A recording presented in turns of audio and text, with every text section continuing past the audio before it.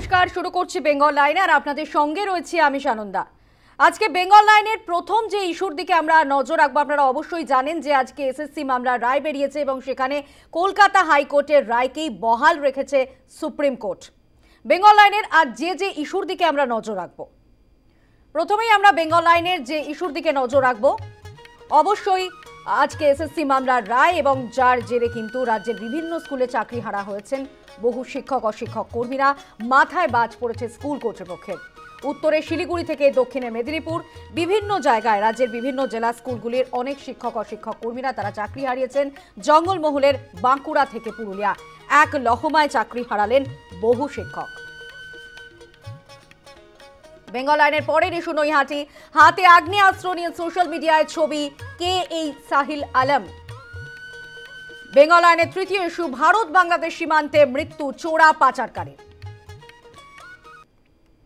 আপনারা ইতিমধ্যেই জানেন যে সুপ্রিম রায় কলকাতা হাইকোর্টের রায়কেই বহাল রেখেছে এবং সেখানে কিন্তু বারবারই বলা হয়েছে যে একেবারে চরমভাবে সেখানে জালিয়াতি হয়েছে এবং সেই নিয়োগে কিন্তু প্রচুর জালিয়াতি হয়েছে এবং যার ফলে কিন্তু যোগ্য অযোগ্যদের আলাদা করা সম্ভব হলো না, যার ফল 26,000 শিক্ষক অশিক্ষক কর্মীদের চাকরি বাতিল হয়ে গেল।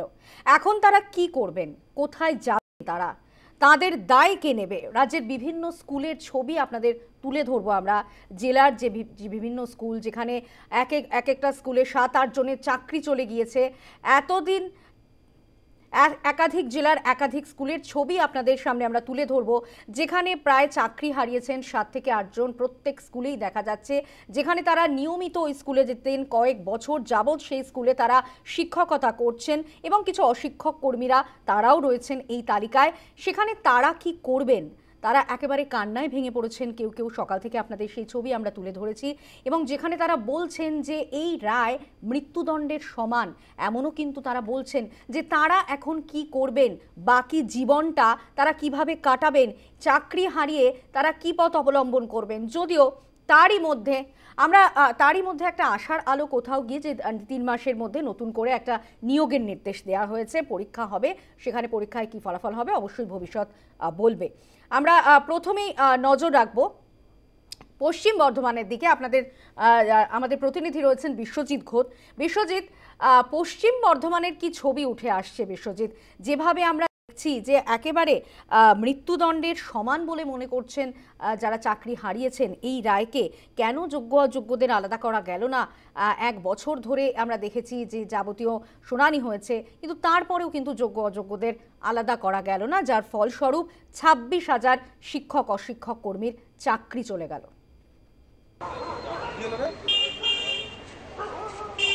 দেখো সানন্দা, আজকে সকাল 10:30 নাগাদ সুপ্রিম কোর্টের যে বিচারপতিরা যে সিদ্ধান্ত নেয়, সেটা প্রায় কলকাতা হাইকোর্টের যে সিদ্ধান্ত, সেই সিদ্ধান্তটাকেই বলবৎ করতে বলে। শুধুমাত্র ক্যান্সার আক্রান্ত একজনের চাকরি বাতিল হয়নি, বাদবাকি সকলেরই প্রায় যে 25,782 জন এরকম একটা হিসাব, প্রায় 26,000 জনের চাকরি বাতিলের যে সিদ্ধান্ত যে নেওয়া হয় সুপ্রিম কোর্টের পক্ষ থেকে, যে সিদ্ধান্ত বা সেটা জানানো হয়, সেই অনুযায়ী পশ্চিম বর্ধমান জেলাতেও আমরা দেখি, বিশেষ করে দুর্গাপুরের 2টি স্কুলে দেখা গেল, রানীগঞ্জের স্কুলে, আসানসোলের স্কুলে, যে অনেকজনের চাকরি বাতিল হলো। অনেকে শিক্ষক শিক্ষিকা তারা আজকে স্কুলে এসেছিলেন, কিন্তু এসেই যখন শুনতে পান যে এরকম 2016 সালের যে প্যানেল, সেই প্যানেল বাতিল হয়ে গিয়েছে, পুরো বাতিল হয়ে গিয়েছে, এবং তাতেই তারা খুব ভেঙে পড়েন। অনেকে ক্যামেরার সামনেই কাঁদতে থাকেন এবং তারা এখন কি করবেন, তারা অসহায়, সেই অসহায়তার কথা তারা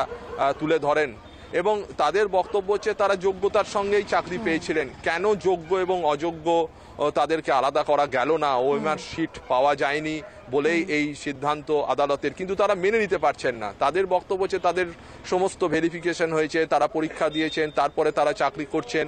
এবং প্রধান শিক্ষকেরা, যারা এই স্কুলগুলির প্রধান শিক্ষক বা শিক্ষিকা, তারাও এক প্রকার আতান্তরে পড়ে গিয়েছেন। এক জায়গায় কোথাও 33 জনের মধ্যে 8 জন শিক্ষক শিক্ষিকা তারা বাতিল হয়েছেন, আবার কোথাও 27 জনের মধ্যে 12 জন শিক্ষিকা বাতিল হয়েছেন, অশিক্ষক কর্মী সহ 12 জন বাতিল হয়েছেন। তাদের কিন্তু এখন মাথায় হাত। তাদের বক্তব্য হচ্ছে যে এত স্কুলের যে ছাত্রছাত্রী তাদেরকে এই কম সংখ্যক শিক্ষক শিক্ষিকা দিয়ে পড়াবেন কিভাবে, তারা কিভাবে এই শিক্ষা চালিয়ে যাবেন, এটা নিয়েই তারা এখন ভাবছেন। এবং তারা ইতিমধ্যেই যেটা শিক্ষা দপ্তরের সিদ্ধান্তের উপরে তারা ভরসা করছেন এবং তাদের বক্তব্য হচ্ছে যে যারা যোগ্য তাদেরকে যেন চাকরিতে বহাল করা হয়, এখনো তারা সেই দাবি জানাচ্ছেন। এবং পাশাপাশি যারা অযোগ্য, যাদের যারা এই প্যানেলে, তারা কি বলছেন এই মুহূর্তে, কি অবস্থা তাদের মনের, শোনাবো আপনাদের। समस्या है आज, हमारी क्या गलती है, हमको यही नहीं समझ में आ रहा कहाँ हमारी गलती हुई। हम लोगों ने जो प्रोसेस था वो प्रोसेस फॉलो किया, जब पेपर्स मांगे गए वो पेपर्स हमने सबमिट किए, जो एग्जाम हमको बोला गया वो एग्जाम हम लोग ने, जो इंटरव्यू बोला गया वो इंटरव्यू फेस किया। फिर हमारी गलती कहाँ है हमारी गलती, ये हमको कोई बता दे क्यों हम लोग के साथ ऐसा हो रहा है। की सुन ले की राय दिए के आंदोलन के रिपोर्ट, ये जो हमारी नौकरी ले ली गई है यार, कुछ बोला गया, हमको समझ में नहीं आ रहा है कि क्यों हमारी गलती है। हम तो कुछ भी ऐसा जो प्रोसेस है वो हम लोग फॉलो कर रहे हैं। हमारा जो एडमिट कार्ड है वो वेरीफाई हो रहा है, पुलिस वेरिफिकेशन, मेडिकल वेरिफिकेशन, जितना कुछ बोला जा रहा है वेरिफिकेशन के लिए सारा प्रोसेस किए हैं, सारा कागज दिए हैं, वो कागज देख लीजिए ना और हमको बताइए कि हमारी गलती कहाँ है। मैं तो यही महामान्य अदालत से यही पूछना चाहती हूँ कि हमारी गलती कहाँ आ गई। अदालते जावा चिंता भावना करछो, जैसा होगा वो देखेंगे, अगर जाना पड़ेगा तो हम लोग वहाँ भी। नाम क्या है? मेरा नाम सुनीमा मंडल। বিশ্বজিৎ, আমরা যে ছবি দেখলাম যে চাকরি বাতিলের পর কাঁদতে কাঁদতে তিনি বলছেন যে তাদের কি ভুল ছিল, সত্যি যারা যোগ্য তাদের কি ভুল ছিল সেই নিয়ে কিন্তু একটা প্রশ্ন, অর্থাৎ যোগ্য চাকরি প্রার্থীদের তাদের দায় কে নেবে, এখন কিন্তু এটাই বড় প্রশ্ন বিশ্বজিৎ। একেবারেই দেখো, ইতিমধ্যেই আমরা দেখেছি এটা নিয়ে রাজনীতি হয়েছে। মুখ্যমন্ত্রী মমতা বন্দ্যোপাধ্যায় তিনি এক প্রকার বলেছেন এবং তিনি এর পিছনে বিজেপির হাতকেও দেখেছেন, অর্থাৎ তিনি অভিযোগ করেছেন। তার পাল্টা অগ্নিমিত্রা পাল এদিন আসানসোলে তিনি বক্তব্য রেখেছেন যে এই মুখ্যমন্ত্রীর সময়েই এই যে দুর্নীতি হয়েছে নিয়োগে তাকে গ্রেপ্তার করা উচিত।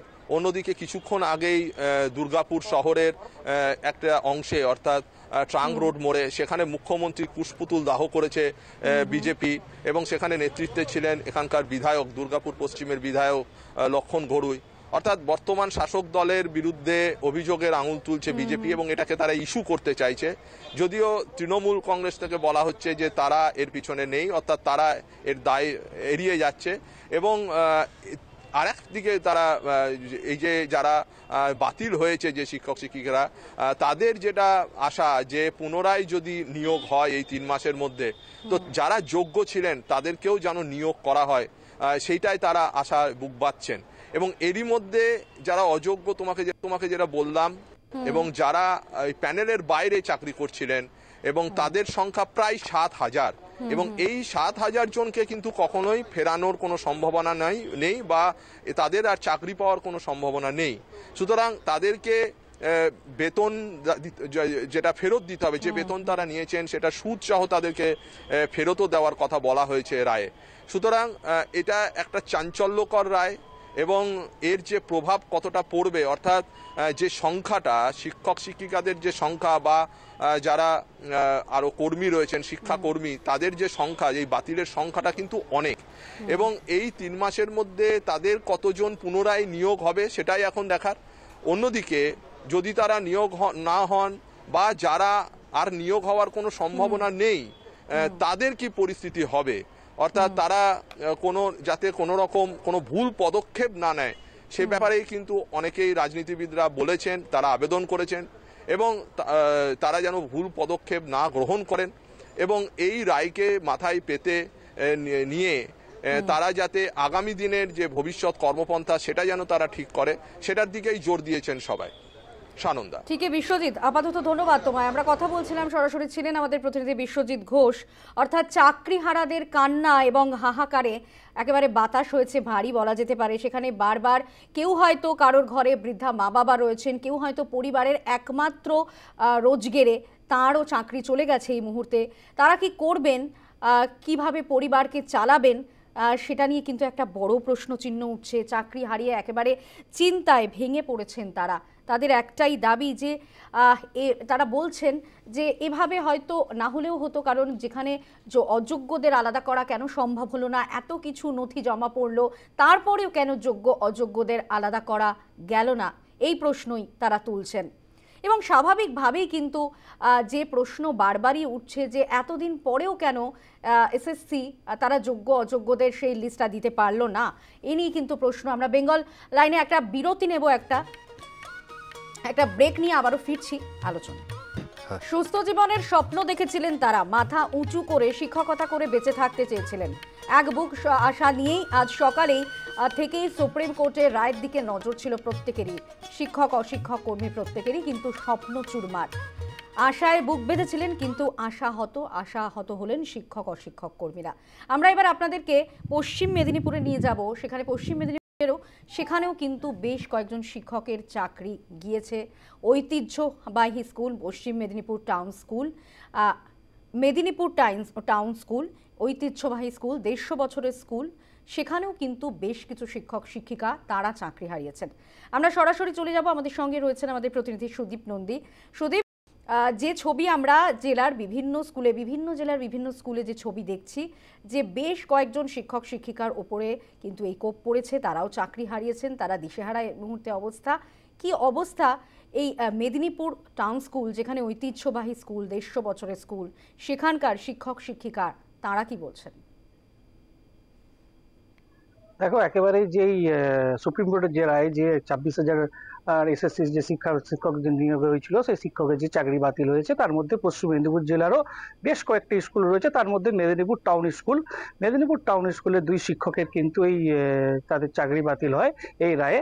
এবং স্বাভাবিকভাবে তারা কিন্তু মানসিকভাবে ভেঙে পড়ে। এবং যখন আমরা যোগাযোগ করতে যাই তাদের সাথে, তারা কিন্তু এক প্রকারে যদি জানায় যে আমাদেরকে যে সুপ্রিম কোর্টের আরেকটু মানবিকভাবে দেখা উচিত ছিল। এবং তারা মানসিকভাবে সম্পূর্ণভাবে বিপর্যস্ত, তারা যে এখন তারা কি করবে সেটা নিয়ে এখন তারা যথেষ্ট দ্বিধা বিভক্ত রয়েছে। এবং পশ্চিম মেদিনীপুরে এই মেদিনীপুরের টাউন স্কুল, যেখানে ঐতিহ্যবাহী স্কুল, একজন শিক্ষক, ইকোনমিক্সের শিক্ষক, তিনি চাকরি হারিয়েছেন এবং তিনি একেবারে মানসিকভাবে ভেঙে পড়েছেন। এবং তিনি বলেছেন, আমরা একটা জায়গায় দেখছিলাম যে সুপ্রিম কোর্টের মানবিকভাবে এই বিষয়টা বিচার করা উচিত ছিল। একেবারেই তিনি কিন্তু মানসিকভাবে ভেঙে পড়েছেন। প্রথমে যোগাযোগ করতে চাননি আমাদের সাথে দেখা করতে চাননি, কিন্তু তিনি আমাদের সাথে যখন দেখা করেন এবং তিনি দেখা করার পরই কিন্তু এই বিষয়টা জানান যে সুপ্রিম কোর্টের কিন্তু মানবিকভাবে দেখা হচ্ছিল। তিনি কিন্তু স্বচ্ছভাবেই নিয়োগ হয়েছেন বলে এমনটাই তিনি দাবি করছেন। এবং পাশাপাশি তার যে সংসার রয়েছে, তার স্ত্রী রয়েছে, তার সন্তান রয়েছে, কিভাবে সংসার চালাবেন সেই বিষয়টাও কিন্তু তিনি যথেষ্ট মানসিকভাবে ভেঙে পড়েছেন এবং চিন্তিত যথেষ্ট এই বিষয় নিয়ে। সুদীপ, ধন্যবাদ। আমরা কথা বলছিলাম, ছিলেন আমাদের প্রতিনিধি সুদীপ নন্দী। এইভাবেই এই প্রশ্নই সামনে আসছে যে যোগ্য অযোগ্যদের কেন আলাদা করা গেল না শেষ পর্যন্ত, এত নথি জমা পড়া সত্ত্বেও। সেখানে একটা বছর সময় লেগে গেল এবং যেখানে প্রায় 5-6 বছর, কেউ 7 বছর ধরে চাকরি করছেন, তারপরেও কিন্তু তার চাকরি হারালো শিক্ষক অশিক্ষক কর্মীরা। এবার আপনাদেরকে দেখাবো পুরুলিয়ার ছবি। সেখানেও কিন্তু পুরুলিয়া স্কুলেও সেই একই অবস্থা। সুপ্রিম কোর্টের এই রায়ের পর অবশ্যই একটা বড় ধাক্কা শিক্ষকদের ক্ষেত্রে। সেখানে তারা কি করবেন, এরপর কোথায় যাবেন, কিভাবে তারা সংসার চালাবেন, পরিবারকে চালাবেন, এটাই কিন্তু বড় প্রশ্ন। এই যোগ্য প্রার্থীরা, যারা একেবারে তার যোগ্যতা অনুসারেই চাকরি পেয়েছিলেন, তাদেরও চাকরি চলে গিয়েছে, তারা এখন কি করবেন, এই নিয়ে কিন্তু বড় প্রশ্ন। তাদের দায় কে নেবে? পুরুলিয়ার এবং পুরুলিয়ার কিন্তু বিভিন্ন স্কুলে সেই একই ছবি দেখা যাচ্ছে। সেখানে পুরুলিয়ার বিভিন্ন জায়গায় বিভিন্ন প্রান্তে যে স্কুলগুলো রয়েছে সেখানেও কিন্তু শিক্ষক শিক্ষিকারা তারা চাকরি হারিয়েছেন। আমরা চলে যাব, আমাদের সঙ্গে সরাসরি রয়েছেন আমাদের প্রতিনিধি সোমনাথ কুম্ভকার। সোমনাথ, পুরুলিয়ার বিভিন্ন স্কুলে, সেখানে চিত্তরঞ্জন হাই স্কুল হোক, সেখানে আমরা দেখেছি এরই পাশাপাশি পুরুলিয়ার বিভিন্ন প্রান্তের যে স্কুল, সেই একই ছবি উঠে আসছে। তারা কি বলছেন এই রায় সম্পর্কে? দেখো, যে কথাটা তোমাকে প্রথমেই বলবো, পুরুলিয়া জেলার সব মিলিয়ে প্রায় 550 জন শিক্ষক শিক্ষিকা তারা কিন্তু চাকরি হারালেন সুপ্রিম কোর্টের এই রায়ের কারণে। এছাড়াও গ্রুপ বি এবং গ্রুপ সি যে স্টাফ তারাও রয়েছেন। এবং তোমাকে বলে রাখি যে এই 550 জন শিক্ষক শিক্ষিকা জেলার বিভিন্ন স্কুলে মধ্যে তারা পোস্টিং রয়েছিলেন। কোনো স্কুলে 2 জন, কোনো স্কুলে 3 জন, এরকমই আমাদের ক্যামেরায় ধরা পড়েছে পুরুলিয়া শহরের চিত্তরঞ্জন যে হাই স্কুল, সেই হাই স্কুলের ছবি।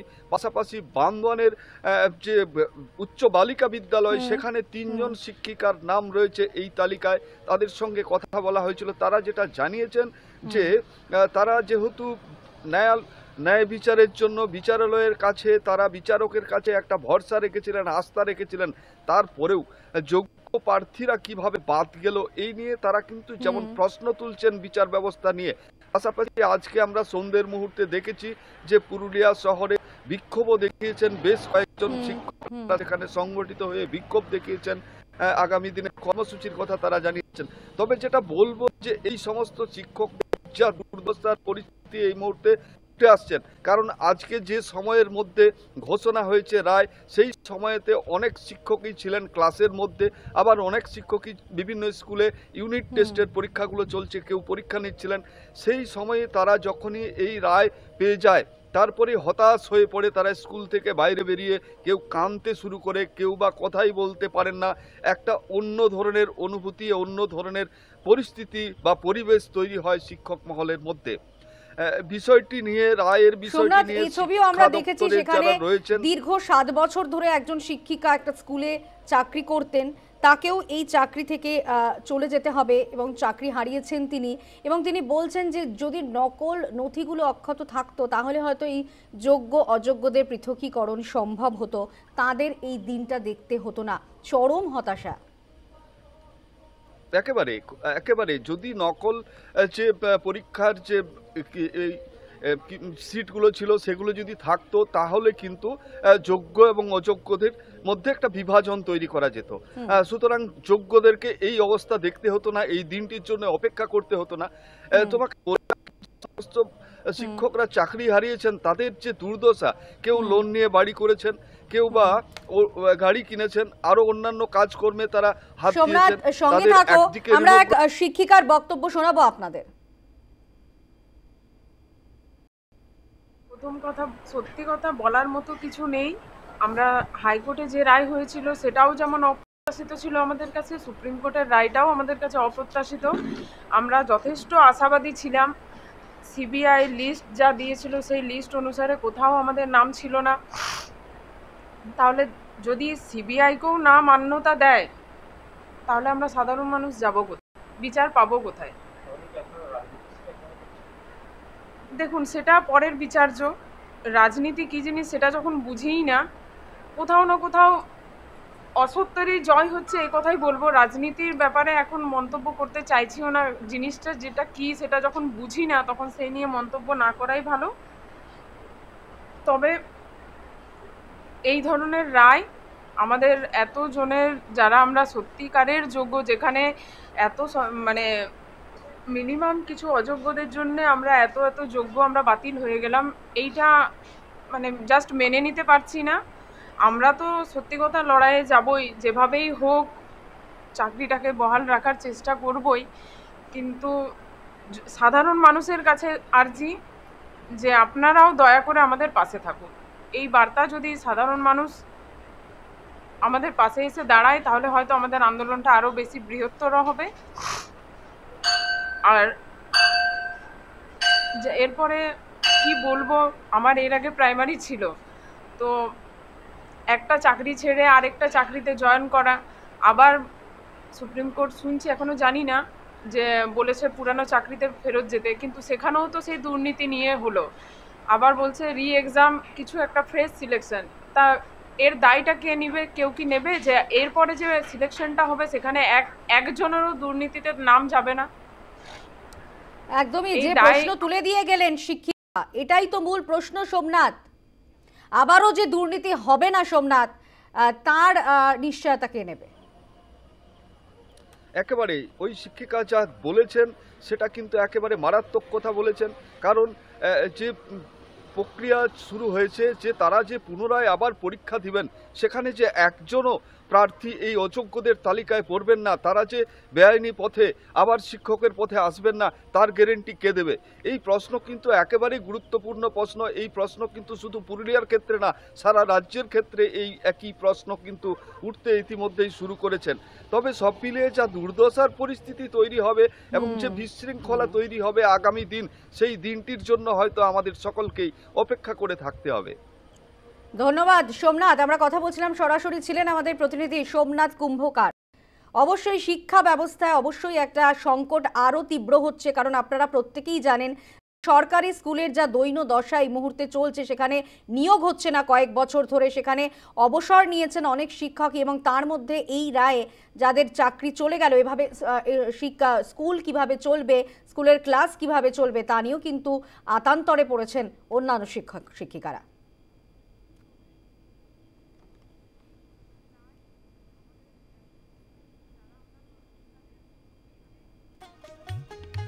এরই পাশাপাশি দক্ষিণ চব্বিশ পরগনারও কিন্তু ভয়ঙ্কর অবস্থা। সেখানেও কিন্তু বিভিন্ন স্কুলে অনেক শিক্ষক শিক্ষিকারই চাকরি চলে গিয়েছে, তারাও পড়েছেন আতান্তরে।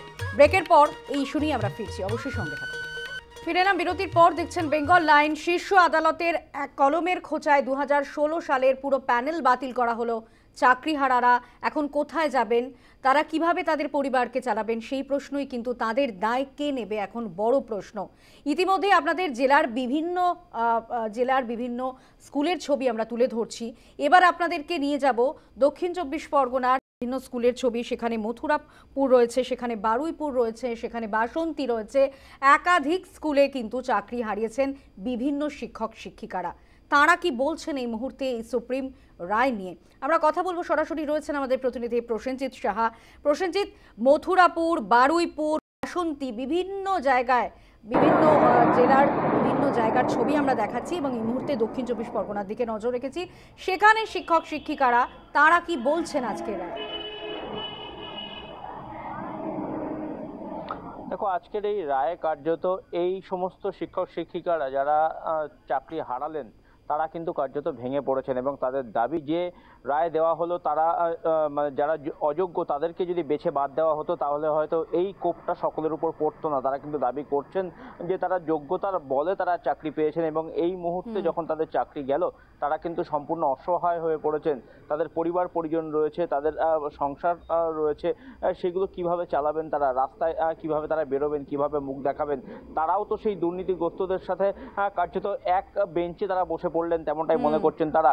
যেখানে দুর্নীতিগ্রস্তরা দুর্নীতি করে চাকরি পেয়েছে, সেখানে তারা যে সঠিকভাবে চাকরি পেয়েছে, তারা যে নিজেদের যোগ্যতার বলে চাকরি পেয়েছে, সেটা কিন্তু কেউ আলাদা করে বিচার করলো না, সেই দাবি কিন্তু তারা মূলত করছেন।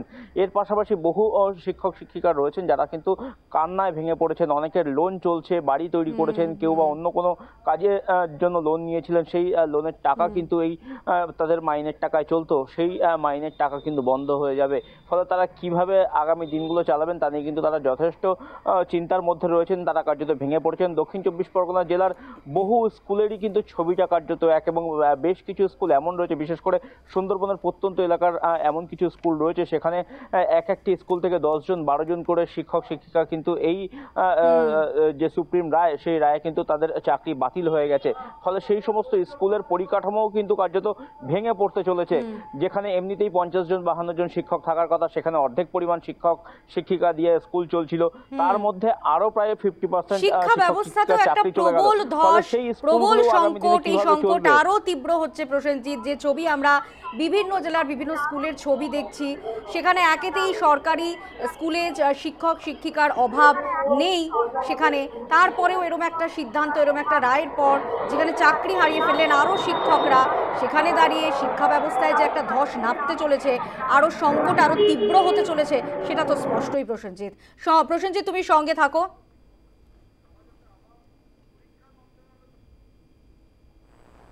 তারা যাতে রিটার্ন করতে পারে, তাদের স্কুলে আবার ফিরতে পারে, তাদের সামাজিক মর্যাদার কথা ভেবে এই কাজটা রাজ্য সরকার করুক, এই আমাদের আবেদন।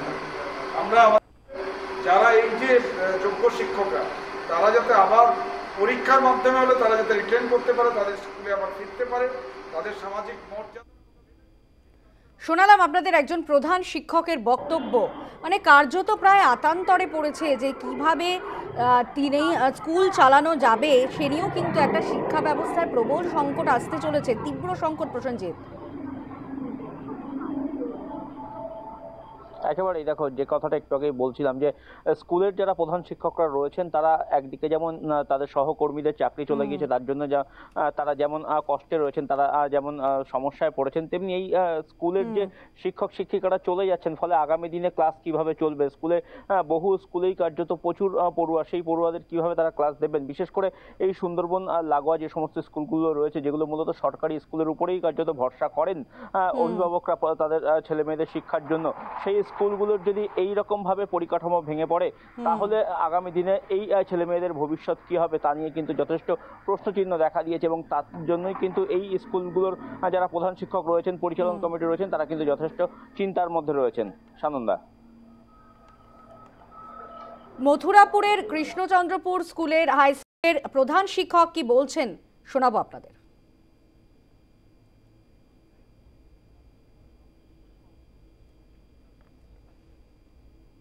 কিভাবে চালাবেন স্কুল ভাবছেন? আমরা খুবই উদ্বেগের মধ্যে আছি যে 8 জন শিক্ষক একটা স্কুলের চলে যাওয়া মানে, আমাদের মতো কৃষ্ণচন্দ্রপুর হাই স্কুল যেটা সুন্দরবনের একটা পিছিয়ে পড়া জায়গা, 8 জন শিক্ষক, এমনি আমাদের শূন্যপদ প্রায় 15 জন আছে, তার মধ্যে আবার 8 জন চলে গেল, 5,500 মতো স্টুডেন্ট।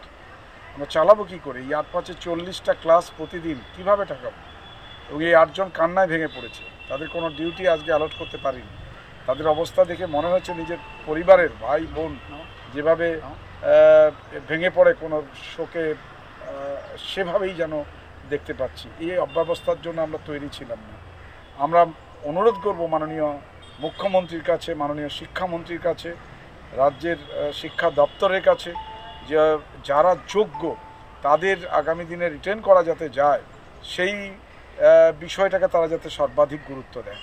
এবং আমাদের মতো যারা শিক্ষক সংগঠনের সঙ্গেও যুক্ত আছি, বিভিন্ন শিক্ষক সংগঠন আছে, প্রত্যেকের সঙ্গে কথা বলুন, কি করে এখান থেকে বেরিয়ে আসতে পারেন, কি করলে আমরা ভালো থাকতে পারবো। স্কুলগুলোতে শিক্ষক শিক্ষিকা দীর্ঘদিন নিয়োগ না থাকার ফলে এমনি অব্যবস্থা, এটা চরমে গেল সুপ্রিম কোর্টের আজকের এই রায়ের পরিপ্রেক্ষিতে। 26,000 ভাবা যায়, যেখানে দিনের পর দিন শিক্ষক শিক্ষিকা নিয়োগ হয়নি, আবার শূন্যপদ, অবসর নিয়েছে, আমরা চালাবো কি করে স্কুল? আতঙ্কে আছে। এই যে 8 জনের চাকরি গেলেন, এই 8 জন কি কি ক্লাসে, মানে কি কি সাবজেক্ট? এদের মধ্যে একজন ফিজিক্সে অনার্স এমএসসি ছিলেন, উচ্চ মাধ্যমিক পড়ান, পিএইচডি করেন। তারপরে আরও যিনি ছিলেন আমাদের যারা ফিজিক্যাল সায়েন্স পড়ান, ম্যাথমেটিক্সে উচ্চ মাধ্যমিকে ক্লাস নিতেন, মাধ্যমিক উচ্চ মাধ্যমিক দুটো সেকশনেই তারা ক্লাস নিতেন। আমরা আরও দেখেছি লাইফ সায়েন্সের ক্লাস নিতেন, যিনি উচ্চ মাধ্যমিকে পড়াতেন এনভায়রনমেন্ট। আমরা সব মিলিয়ে একটা অস্থিরতার মধ্যে স্কুলটা চলে যাবে, এরকম করে রাজ্যের অনেক স্কুলই যাবে, আমরা তাদের মধ্যে ভুক্তভোগীর মতো মনে হয়েছে। আমরা কি করে যে এর থেকে একদমই সব বড় প্রশ্ন এটাই। বিরতির পর যে ছবিতে আমরা নজর রাখবো, বেঙ্গল লাইনের হাতে আগ্নেয়াস্ত্র নিয়ে সোশ্যাল মিডিয়ায় ছবি, কে এই সাহিল আলম, হাতে আগ্নেয়াস্ত্র নিয়ে সোশ্যাল মিডিয়ায় ছবি। এই ইস্যু নিয়ে আমরা একটা ব্রেকের পর ফিরছি, সঙ্গে থাকুন। ফিরে এলাম বিরতির পর, দেখছেন বেঙ্গল লাইন। এবার বেঙ্গল লাইনের যে ইস্যুর দিকে আমরা নজর রাখবো, একেবারে আগ্নেয়াস্ত্র নিয়ে যে ছবি ভাইরাল হয়েছে ইতিমধ্যেই, নৈহাটির ছবি আপনাদের সামনে তুলে ধরবো। হাতে আগ্নেয়াস্ত্র নিয়ে সোশ্যাল মিডিয়ায় ছবি, কে এই সাহিল আলম।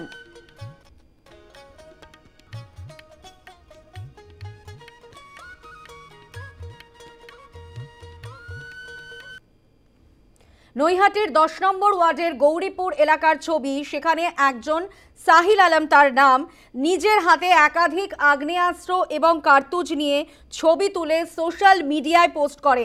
ইতিমধ্যেই সেই ছবি ভাইরাল হয়ে গিয়েছে এবং এই যুবকের সঙ্গে পুরসভার পুরপ্রধান অশোক চট্টোপাধ্যায় এবং নৈহাটি পুরসভার সিআইসি রাজেন্দ্র গুপ্ত সহ একাধিক পুরপিতার সঙ্গে তার ছবি দেখা গিয়েছে এবং এই ছবি নিয়ে কার্যত কিন্তু রাজ্য রাজনীতি তোলপাড় হচ্ছে। বিজেপি এই অভিযোগ এর সঙ্গে তৃণমূলের যোগ রয়েছে বলে এই বলা হচ্ছে বিজেপির তরফে। আমরা সরাসরি কথা বলবো, আমাদের সঙ্গে রয়েছেন আমাদের প্রতিনিধি মাসুম আক্তার। মাসুম, যেখানে আমরা দেখেছি যে একেবারে বোমা বারুদের স্তূপে বাংলা, নদী থেকে কার্তুজ উদ্ধার হচ্ছে, সেখানে অস্ত্র নিয়ে আবারও আস্ফালন কেন?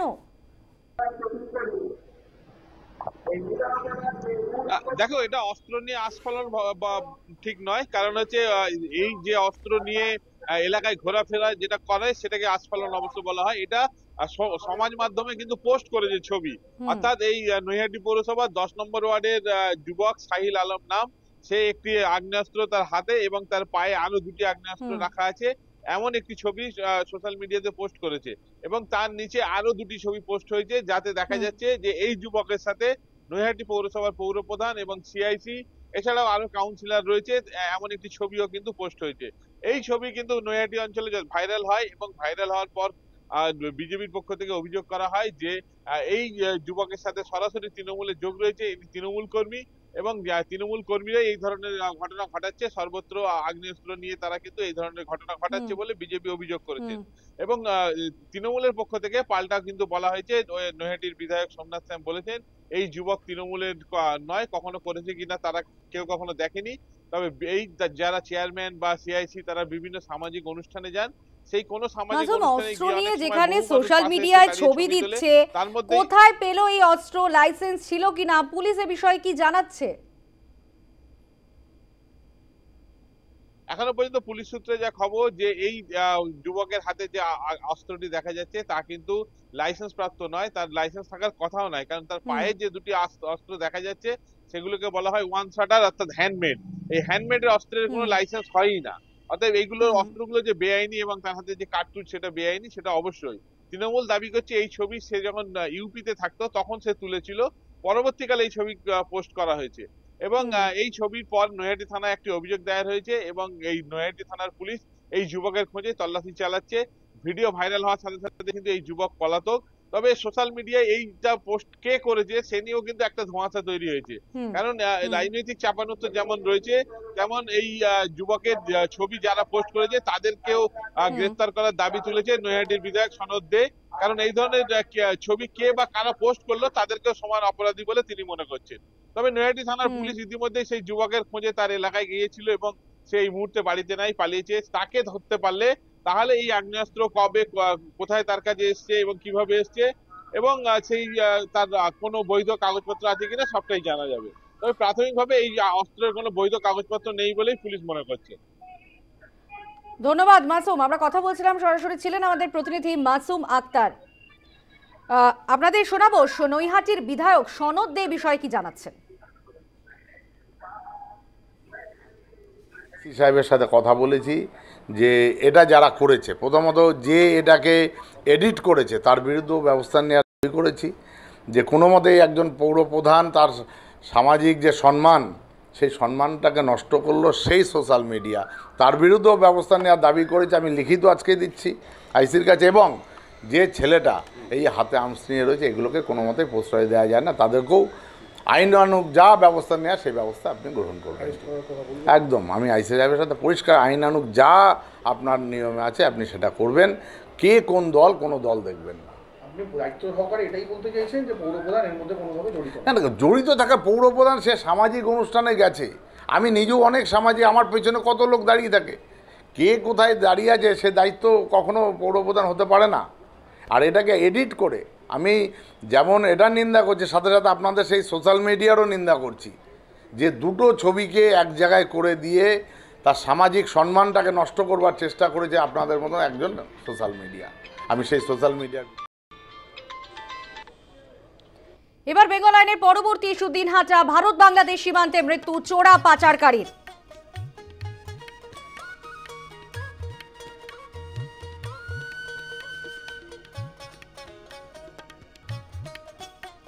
ফের রক্তাক্ত ভারত বাংলাদেশ সীমান্ত, বিএসএফ এর গুলিতে মৃত্যু হলো একজনের।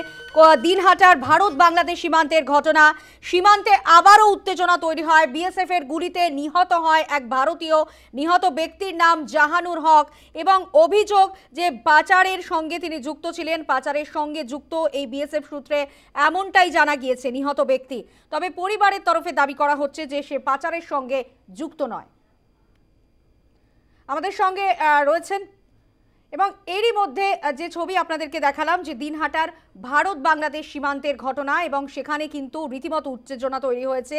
সীমান্তে আবারও উত্তেজনা, বিএসএফ এর গুলিতে মৃত্যু হয়েছে একজনের এবং এই পাচার এবং এই নিহত ব্যক্তির পাচারের সঙ্গে যুক্ত ছিল এমনটাই বলা হচ্ছে। যদিও পরিবারের তরফে বলা হচ্ছে যে কোনোভাবেই এই ব্যক্তি পাচারের সঙ্গে যুক্ত নয়। তাকে রাতের অন্ধকারে বাড়ির পাশ থেকে তুলে নিয়ে গিয়ে গুলি করেছে বিএসএফ। আপনাদের যে ছবি দেখাচ্ছি, ফের ভারত বাংলাদেশ সীমান্তে উত্তেজনা তৈরি হয়েছে। কোচবিহারের দিনহাটা বিএসএফ এর গুলিতে মৃত্যু হলো একজন ভারতীয়ের এবং তাই সেই ব্যক্তির নাম জানা যাচ্ছে জাহানুর হক। ঘটনাটি ঘটেছে দিনহাটাতে 1 নম্বর ব্লকের গীতালদহে। ইতিমধ্যেই এই নিহত ব্যক্তি পাচারের সঙ্গে যুক্ত এমনটাই বিএসএফ সূত্রে খবর পাওয়া যাচ্ছে। আমাদের সঙ্গে সরাসরি রয়েছেন আমাদের প্রতিনিধি হীরক রায়। হীরক, যে ছবি উঠে আসছে, আবারও রক্তাক্ত হলো ভারত বাংলাদেশ সীমান্ত, বিএসএফ এর গুলিতে মৃত্যু হলো একজনের।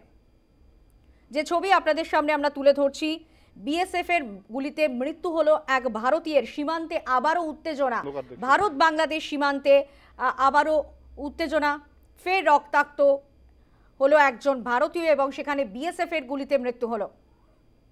আমাদের সরাসরি সঙ্গে রয়েছেন আমাদের প্রতিনিধি হীরক রায়। হীরক, যে অভিযোগ যে নিহত ব্যক্তি পাচারের সঙ্গে যুক্ত ছিলেন এবং আবারও বলা যেতে পারে ফের রক্তাক্ত হলো ভারত বাংলাদেশ সীমান্ত।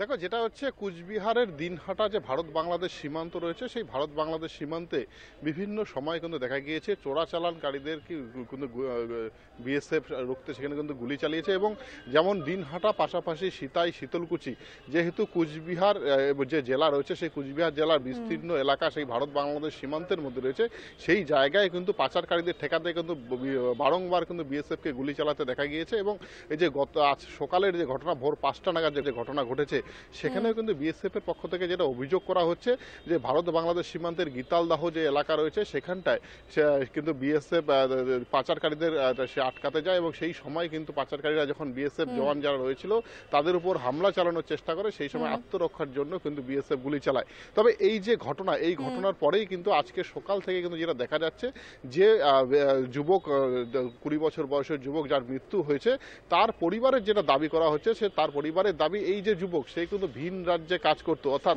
অন্য রাজ্যে কিন্তু শ্রমিকের কাজ করতো। কিছুদিন আগে সে বাড়িতে এসেছিল এবং তাদের যেহেতু জমি রয়েছে, সীমান্তের মধ্যে জমি রয়েছে, হয়তোবা জমিতে সেই জমির চাষবাস দেখতে গিয়েছিল, সেই সময় বিএসএফ গুলি করেছে।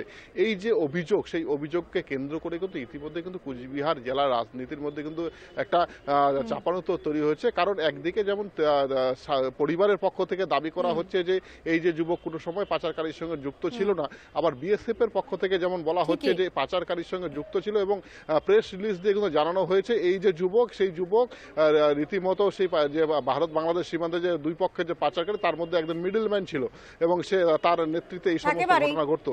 তবে এই ঘটনার পর কিন্তু আজকে উদয়ন গুহ উত্তরবঙ্গ উন্নয়ন মন্ত্রী তিনি কিন্তু একটা মন্তব্য করেছেন। তিনি বলেছেন এই যে বিএসএফ যে গুলি চালাচ্ছে, যে যাদেরকে পাচারকারী বলছে, সেই জায়গায় যারা পাচারকারী যদি হয়ে থাকে তাহলে যে সমস্ত জিনিস পাচার করছে সেই জিনিসগুলো কোথায়, তাহলে বিএসএফ কেন সেই জিনিসপত্র, সেই সমস্ত জিনিস উদ্ধার করতে পারছে না কেন? এই যে বিষয়, এই বিষয় নিয়ে একদিকে যেমন তৃণমূল বিএসএফ এর দিকে আঙুল তুলছে, পাশাপাশি কিন্তু বিজেপি পক্ষ থেকে কিন্তু যেটা বলা হচ্ছে যে এই যে ঘটনা। হীরক রায়,